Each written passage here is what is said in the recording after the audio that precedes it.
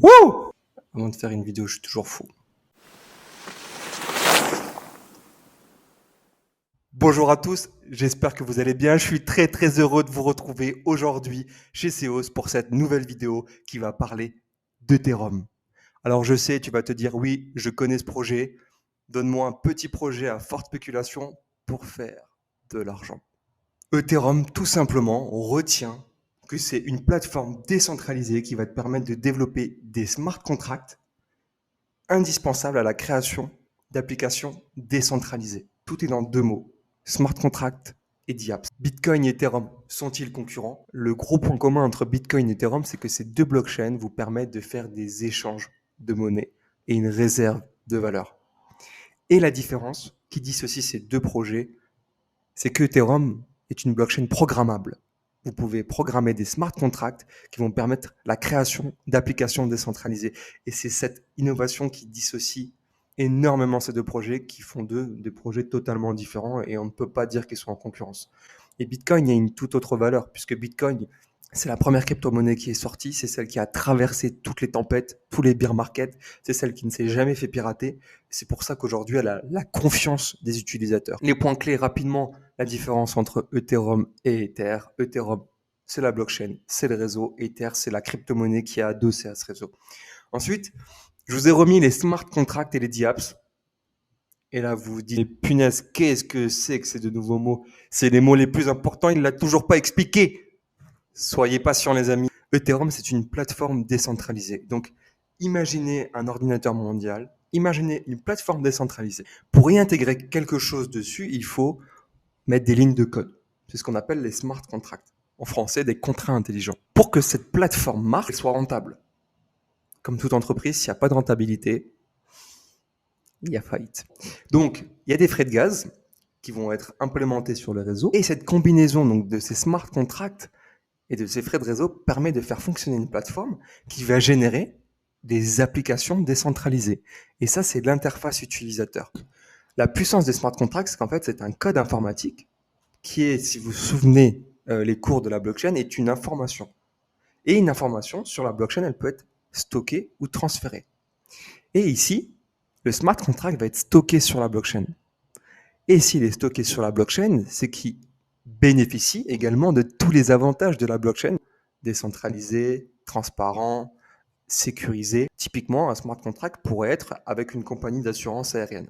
Si le vol a plus de 30 minutes de retard, alors le billet est remboursé à 30%. À partir du moment où le vol est déclaré en retard, tu n'as plus rien à faire. Tu es remboursé direct. T'imagines le kiff? C'est automatique. Tu signes un contrat. Si alors, c'est aussi simple que ça.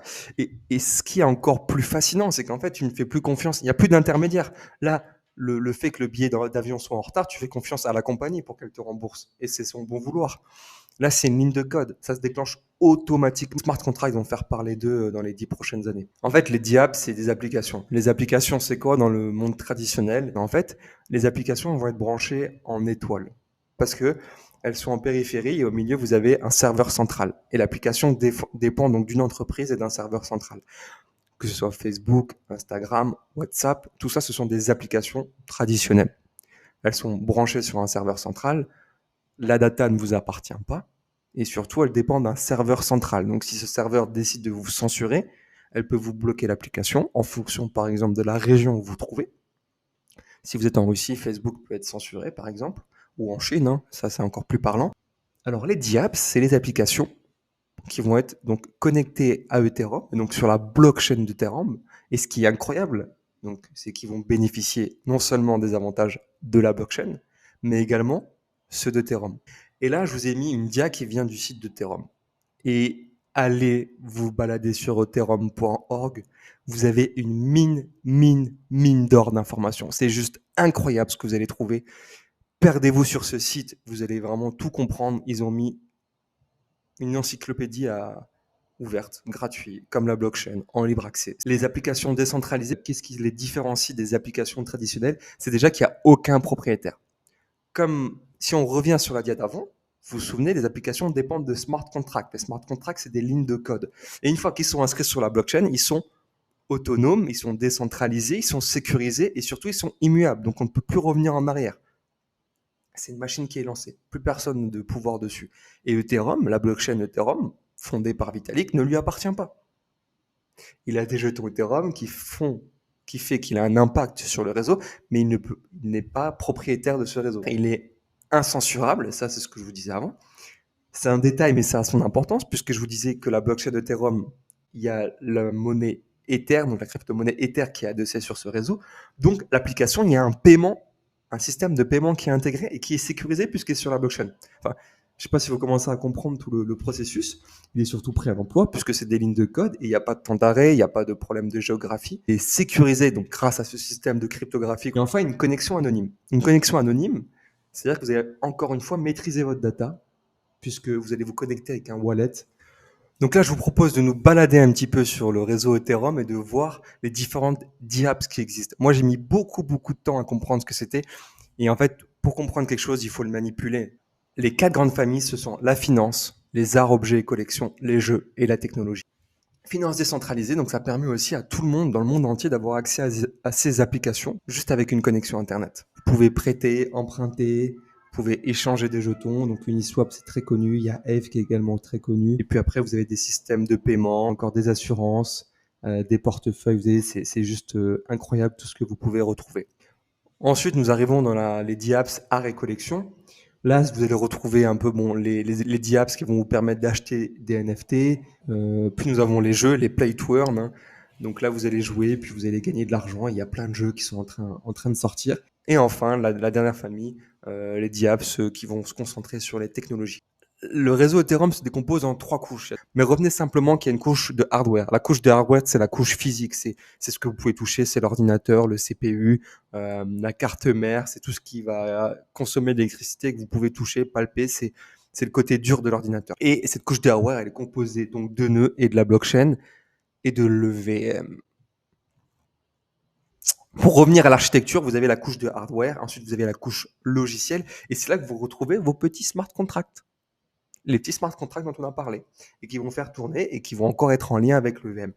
Et enfin, vous avez la dernière couche, ça c'est la couche que vous allez kiffer, parce que c'est avec celle-ci que vous allez interagir, c'est les dApps.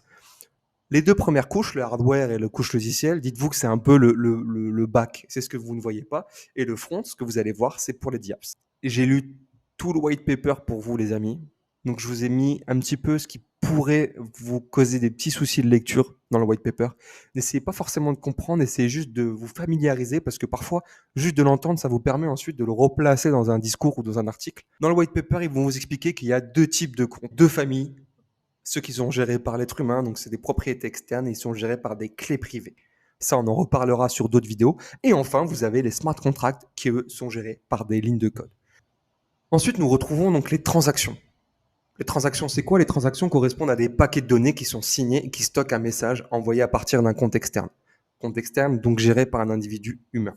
Enfin, une transaction modifie l'état de l'EVM qui sera alors distribué à l'ensemble du réseau. Puisque si une transaction est faite, si je donne un Ether à William ou à Maël, hein, j'ai pas envie de créer de jaloux entre vous. Qu'est-ce qu'on retrouve dans une transaction? On retrouve le destinataire, la signature de l'expéditeur et la quantité d'Ether. Je vous l'ai mis en bleu clair. Pourquoi? Parce qu'en fait, c'est ce que vous allez retrouver sur n'importe quel réseau quand ça concerne une transaction. Et à gauche, je vous ai mis en fait un screenshot de ce que vous allez avoir quand vous allez réaliser une transaction. Comme je l'ai dit, chaque transaction va consommer des fils, donc des gaz. Et le start gas, c'est pour éviter, parce que imaginons c'est un smart contract qui est une boucle et que ça ne se fasse sans fin. Donc c'est pour qu'il y ait une limite dans l'interaction si jamais ça ne se fait pas. Enfin, vous avez un message, donc en fait, il faut savoir que les contrats ont la capacité d'envoyer des messages à d'autres contrats. Donc les messages, c'est des objets virtuels qui n'existent que dans l'environnement d'exécution d'Ethereum. Ça, j'aimerais bien vous le détailler, mais on va vous le détailler sur une autre vidéo, sur un live. Je pense que ce sera plus propice. Là, il y a déjà tellement d'informations. Si vous arrivez à comprendre à la fin de la vidéo, dApps et smart contract et Ethereum, je suis trop heureux. La transition d'état, je vous explique un petit peu le circuit quand vous lancez une transaction. D'abord, on vérifie que la transaction soit bien formée. Une fois qu'elle est bien formée, on initie les frais de gaz. Les frais de gaz, c'est ce qui permet de faire fonctionner le réseau, puisqu'il faut des mineurs, il faut que des nœuds fonctionnent en permanence. Et sans cette source de revenus, le réseau s'arrête. Ensuite, on a les frais de transaction, donc le gas price, le prix de transaction, et le start gas pour éviter que le réseau ne tourne en boucle et vous consomme un nombre de frais incalculables. C'est pour qu'il y ait une limite. Et enfin, le transfert qui va être effectué soit vers un smart contract, soit vers un compte externe. C'est les deux types de comptes qu'on retrouve. Là, il y a trois possibilités. Soit le transfert, il échoue, vous retrouvez le solde que vous avez essayé d'envoyer, mais il sera un petit peu, il sera un petit peu inférieur. Il aurait été grignoté par les frais de gaz, puisqu'en fait, même si la transaction échoue, il faut payer les mineurs. À ce moment-là, soit vous avez assez d'argent et vous décidez de prolonger, donc vous remboursez les frais de gaz pour continuer la transaction et aller vers la transition d'état final et finir la transaction. Et dernière possibilité, tout se passe bien, et donc la transition d'état se met à jour. Vous avez envoyé par exemple un Ethereum à William ou à Maël, ou à moi. Et là, on va passer dans un domaine dark. On va passer sur des petits cours d'informatique. Là, je suis en train de péter un câble. On va reprendre des petits cours d'informatique. Vous y attendez pas à celle-ci. Mais en fait, si vous n'avez pas de base d'informatique, vous ne pouvez pas comprendre le réseau Ethereum. Vous allez être complètement perdu. Vous allez lire le white paper, vous allez découvrir des mots. Enfin, ça va être un enfer. Partie, vous avez trois types de programmes informatiques. Vous avez le langage interprété. Ça s'appelle le Python. Le Python, en fait, vous avez un code et il est exécuté à la volée. Donc, en fait, le code, il est balancé et il s'exécute directement. Parce qu'il faut savoir, c'est qu'un code, il a différentes versions avant d'être exécuté. Le Python, lui, est exécuté direct. Ensuite, vous avez un langage intermédiaire. Le Java plus le Ethereum. J'ai mis Ethereum, mais bon, on pourrait dire plutôt Solidity. Et enfin, le langage natif, le C. Je vais revenir sur ces trois types de programmes informatiques, surtout sur le langage intermédiaire, parce que c'est lui qui va nous intéresser. Et je vais vous expliquer un peu comment un smart contract est développé et comment est-ce qu'il est exécuté. Donc, en fait, un logiciel, c'est une suite d'instructions qui est donnée à une machine. Tout simplement. Une machine, on pense que c'est intelligent, mais en réalité, c'est juste qu'elle a le pouvoir d'exécuter un nombre de tâches incalculable et de manière très très rapide. Quand vous codez un programme, d'abord il y a un code source. Ce code source, en fait, c'est le langage humain, c'est celui que vous pouvez lire, et il est transformé en langage binaire. Ce langage binaire, c'est plus le langage qui sera lu par la machine, mais que nous, on ne pourra pas lire. Un langage binaire et qui va être lu par le processeur et qui va permettre l'exécution. Puisque sans exécution, le code ne sert pas à grand-chose puisque on ne peut pas l'utiliser. Revenons donc à Ethereum et comment ça fonctionne. Et grâce à ça, vous devriez comprendre l'intérêt de l'EVM, Ethereum Virtual Machine. Donc le code source va être compilé, c'est-à-dire qu'il va être traduit en langage un peu informatique, en bytecode. Donc nous, en tant qu'humains, on ne peut pas le comprendre. Et ce langage binaire, il est créé grâce à un compilateur et il permet l'allègement du code. Ça permet de rendre le smart contract beaucoup plus rapide. Deuxième chose qui est hyper importante, c'est qu'en fait, le bytecode, il est universel pour toutes les machines et tous les systèmes d'exploitation, que ce soit Linux, que ce soit Mac, que ce soit Microsoft. Et c'est ça qui en fait toute sa force. Et c'est pour ça que Solidity, on a pris un langage intermédiaire pour qu'on ait un ordinateur mondial et qui soit du coup compatible avec tout. Donc en fait, vous convertissez dans un langage universel et tous les ordinateurs vont comprendre le bytecode. Mais ce bytecode ne peut pas être exécuté. Il peut être compris par toutes les machines, mais il ne peut pas être exécuté. Et pour qu'il soit compris par toutes les machines, il a besoin de l'EVM. Donc c'est lui qui va exécuter, donc en fait il va transformer le bytecode en OP-code. L'OP-code, c'est le code d'opération. Le code d'opération qui est spécifique à chaque machine et à chaque système d'exploitation. Typiquement, Microsoft, Apple, Linux, chacun a ses codes précis. Et l'EVM va permettre en fait de traduire ce bytecode universel en OP-code et ça nous évite en fait d'avoir des codes différents pour chaque type de machine. Et c'est ça qui est en fait toute la puissance d'Ethereum. Et une fois qu'on a l'OP-code, c'est là qu'on va pouvoir donc déclencher le smart contract. Et ce déclenchement smart contract va permettre le fonctionnement de cette DApps que je vous ai montré juste avant. Voilà, c'était une slide que j'avais hâte de vous faire, qui est hyper importante. J'espère que vous l'avez bien comprise. On arrive sur la fin de la vidéo. Même moi, je commence à serrer. En plus, j'ai trop faim, je suis à deux doigts de manger le micro. Nous allons passer à la norme ERC20. Il faut savoir que quand vous avez un réseau, une blockchain comme Ethereum, comme Bitcoin, c'est des blockchains qui sont ouvertes. Et l'objectif de ces blockchains, c'est d'être meilleur de jour en jour. Comme nous, on se lève chaque matin, on essaie d'être meilleur que la veille. On peut pas être au top tous les jours. Revenons à Ethereum, donc les fondamentaux, la norme ERC20. Donc c'est un code source qui est ouvert et chacun peut faire ses propositions. Sur le Bitcoin, en fait, c'est ce qu'on appelle les BIP. C'est des propositions. Là, c'est pareil, c'est ce qu'on appelle des EIP.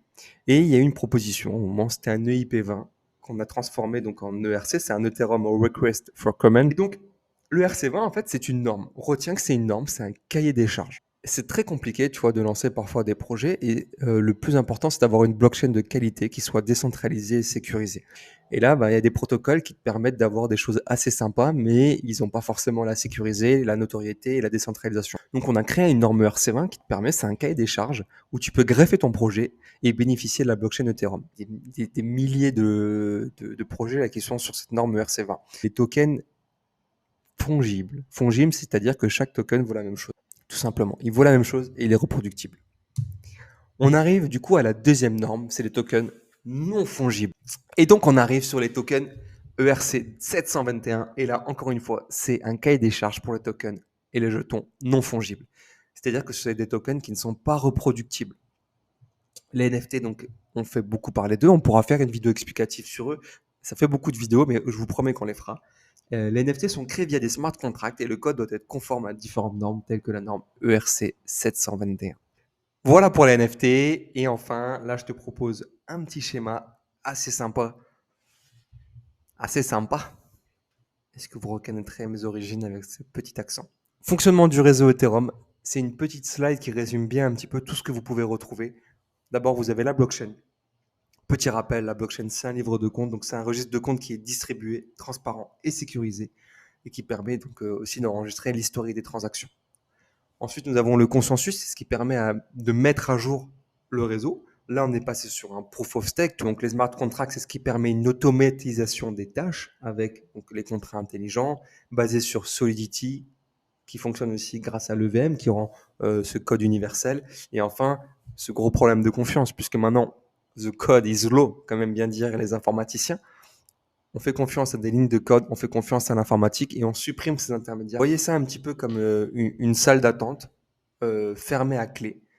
Et pour rentrer et sortir de cette salle d'attente, il faut que deux conditions soient réunies. On va faire un pari sportif, Coupe du Monde oblige, France-Angleterre, et on parie que la France gagne. Donc la salle d'attente, c'est simple. On parie 10 euros si l'Angleterre gagne 2.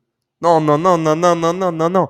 La France va gagner. Si la France gagne 2-1, alors j'empoche 100 euros. Donc moi, je mets 10 euros. Pour rentrer dans cette salle d'attente, il faut que je mette 10 euros. Donc les 10 euros, je vais ouvrir la première porte. Soit je perds et auquel cas, c'est fermé à tout jamais et j'ai perdu mes 10 euros. Soit l'Angleterre gagne et automatiquement, la deuxième porte s'ouvre. Là, c'est un kiff parce que c'est pas 10 euros qui sortent, c'est les 100 euros. Cette salle d'attente est scellée par ce code.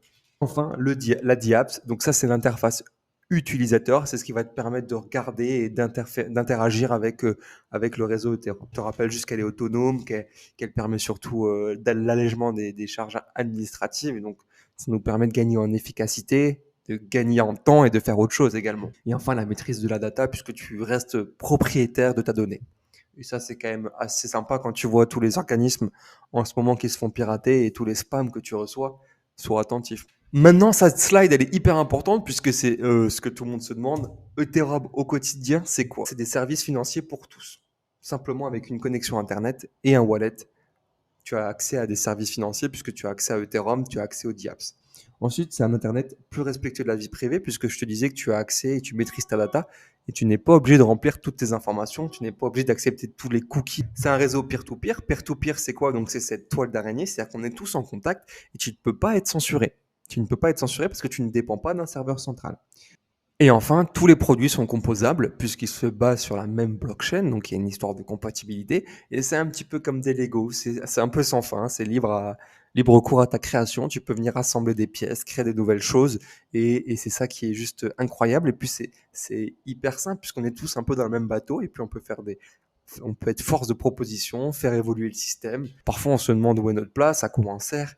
Et là, on peut être actif. Il y a des fois, on se sent un petit peu démuni, un peu perdu parce qu'on a l'impression de plus être maître de sa vie, maître de son destin, puisque on le remet aux politiciens et puis notre mécontentement, on ne peut pas le faire remonter. Là, s'il y a quelque chose qui te déplaît sur le réseau, tu peux te former en informatique, tu peux mettre en place des mises à jour et les proposer. Elles ne seront peut-être pas acceptées tout de suite, mais si elles sont bénéfiques à tous, il n'y a pas de raison qu'elles ne soient pas acceptées. Alors, avant-dernière slide, on va parler de la roadmap de Ethereum. Pourquoi? Puisque la roadmap, c'est ce qui va nous permettre de spéculer et puis de s'intéresser un petit peu au projet Ethereum et voir un peu qu'est-ce qu'ils proposent. C'est une entreprise. Donc, La roadmap, elle a commencé avec The Merge. Tout le monde en a entendu parler. The Merge, c'est l'exemple le plus concret. On a changé le moteur d'un avion en plein vol. On est passé d'un proof of work à un proof of stake, algorithme de consensus qui a été modifié. On a lancé la Beacon Chain également. Et cet algorithme de consensus, donc le proof of stake, nous a permis de gagner 99% d'énergie en moins. Donc c'est pour ça qu'on dit qu'il est aussi un peu plus éco-friendly. Maintenant, dans un premier temps, il faut savoir que Ethereum a un petit peu fragilisé son trilemme des blockchains, puisque la course aujourd'hui des différentes blockchains, c'est de résoudre ce trilemme des blockchains, d'avoir les 3 paramètres. Aujourd'hui, c'est impossible. On en a seulement un, voire 2. On est toujours obligé de délaisser un 3e paramètre. Ces 3 paramètres sont la décentralisation, la scalabilité et la sécurité. Donc aujourd'hui, en passant à The Merge, certes, on est un petit peu plus éco-friendly, mais on est un petit peu diminué en décentralisation et on est soumis à la censure. Donc Ethereum, certes, a réussi une belle mise à jour, mais il va devoir réussir la suite. Puisque au final, s'il réussit à faire toutes ces mises à jour, il va renforcer énormément son trilemme des blockchains, puisque l'idée, c'est aussi d'augmenter en scalabilité, de passer de 15 transactions par seconde à 100 000 transactions par seconde. Pour ça, qu'est-ce qu'ils ont prévu de faire ? Dites-vous que à chaque fois, c'est une question de taille de bloc. On a différentes solutions. Si on augmente la taille des blocs, on rend aussi la blockchain plus lourde. Donc en fait, Vitalik, il s'est dit la chose suivante. Il s'est dit, je vais augmenter la scalabilité à 100 000 transactions par seconde. Pour ça, je vais développer donc ce qu'on appelle les ZK Rollup. Les ZK Rollup, c'est montrer une preuve, par exemple, prouver ma date de naissance sans donner ma date de naissance. Ça paraît un peu étrange, mais on fera une vidéo, on vous expliquera un peu ce que c'est les ZK Rollup. Mais dites-vous que les ZK Rollup, c'est comme si on mettait toutes les transactions dans un bus, un peu le bus magique qui va aller hyper vite et qui va permettre de mutualiser les coûts. Alors qu'actuellement, on est sur une mobilette qui va moins vite et qui coûte encore plus d'énergie puisqu'elle est toute seule. Là, on diminue les coûts puisqu'on les mutualise et en plus, on va plus vite. Dans un premier temps, on va essayer d'augmenter la scalabilité. Ensuite, il faut augmenter, pour ça, on passe au ZK Rollup et on allège également la blockchain. Actuellement, à chaque fois, pour valider, il faut avoir l'ensemble de la blockchain qui fait actuellement 1 Tera. Et là, on va essayer de diviser donc en 64 shards, donc 64 dossiers différents, qui feront chacun 15 gigas. Tout ça pour gagner donc en décentralisation également, puisqu'en divisant les shards, ça permet d'avoir une décentralisation qui sera optimale et éviter tout ce problème aujourd'hui de censure qui fait énormément parler de lui et qui inquiète énormément d'utilisateurs. Bon les amis, on arrive sur la dernière slide. Franchement, ça fait du bien. La vidéo a été longue, vous avez été incroyables. Je le sens d'ici, vous avez été géniaux. J'espère que vous avez kiffé. On arrive sur un petit résumé. Je sais que celui-ci, vous l'attendez toujours avec impatience. Donc, qu'est-ce qu'il faut retenir de cette vidéo ? Il faut retenir que Ethereum, c'est un ordinateur mondial qui va permettre de développer des smart contracts. Donc, tout ça grâce à l'Ethereum Virtual Machine. Ensuite, Ethereum, c'est quoi ? C'est le développement de smart contracts qui permet de rendre les tâches autonomes, qui permet d'alléger les démarches administratives, donc en fait d'avoir des applications beaucoup plus efficaces, des démarches beaucoup plus rapides et un tiers de confiance qui sera indiscutable. The code is law. Les inconvénients, c'est qu'il faut être sûr du code.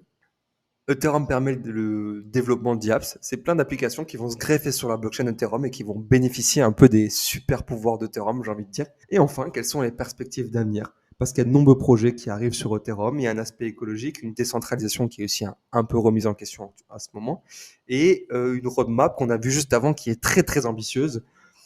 L'objectif, clairement, c'est d'optimiser le trilemme de la blockchain et de rendre et d'asseoir encore plus l'hégémonie d'Ethereum dans le développement des smart contracts. Le réseau Ethereum bénéficie des meilleurs développeurs, donc j'ai hâte de voir ce que va donner ce projet. J'y crois énormément. J'espère que vous avez compris un petit peu plus à quoi sert Ethereum. Passez de belles fêtes de fin d'année, prenez soin de vous. J'ai pris énormément de plaisir pour vous faire cette vidéo, donc je vous fais plein de bisous. On se retrouve très vite. J'aime bien terminer par une petite citation, je sais pas pourquoi, c'est mon côté sentimental. Choix facile, vie difficile, choix difficile, vie facile. Je te laisse sur ça, je te fais plein de bisous et je te dis à très vite. Ciao, ciao.